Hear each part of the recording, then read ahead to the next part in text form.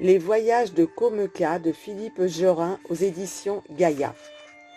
Le jour semblait levé depuis longtemps lorsque Komeka ouvrit les yeux. La lumière se glissait sous la porte et les rideaux n'étaient plus que transparence voilée. Il mit quelques secondes à comprendre où il se trouvait, à reprendre le fil des événements qui s'étaient accélérés la veille. Il avait dormi sans heurts.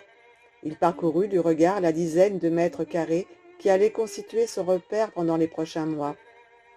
Il respira profondément pour retrouver l'odeur de pain qu'il avait accueillie la veille et chercha son sac des yeux pour se donner du courage. La chaleur était déjà pesante, et de ses pieds, il repoussa le drap qui rejoignit sur le sol la couverture grise. L'écho assourdi du monde nouveau qui l'attendait derrière les planches de bois clair se faisait insistant. Komeka se redressa et s'avança vers la fenêtre.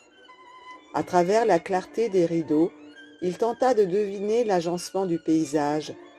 Des enchevêtrements de couleurs diaphanes, sans contours distincts, se mélangeaient au flot de lumière écrasant.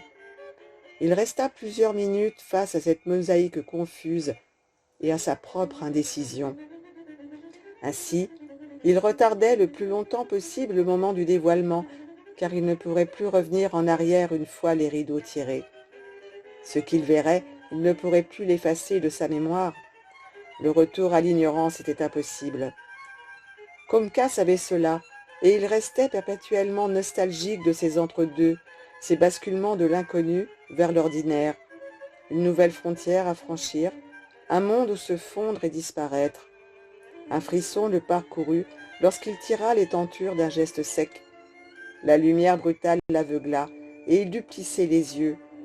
Puis, au fur et à mesure de l'accoutumance de sa rétine à la surexposition, le somptueux panorama se révéla à son regard, et il fut saisi par la terrible beauté qui le cernait de toutes parts.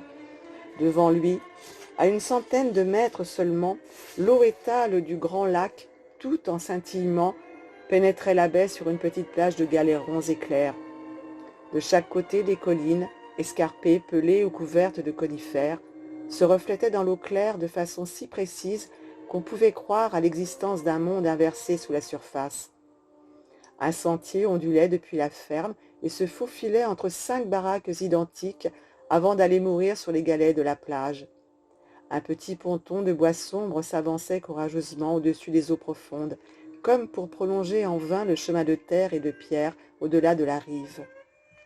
Au-dessus de la plage, face au lac, un banc de pierre grise, couverte par endroits de lichen jaune, semblait posé là depuis des siècles.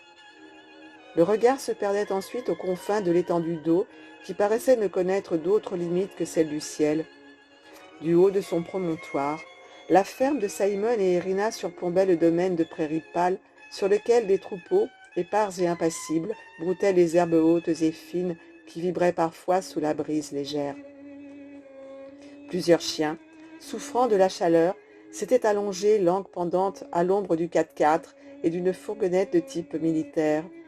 Plus bas, une balançoire immobile, suspendue aux branches d'un vieux cèdre tordu, paraissait étrangement esselée dans l'immensité des espaces.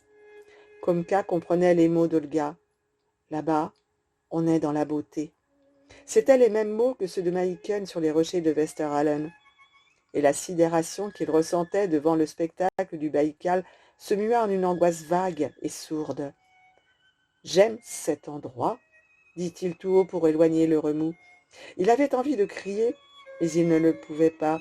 Il se contenta de répéter pour lui-même « J'aime cet endroit ».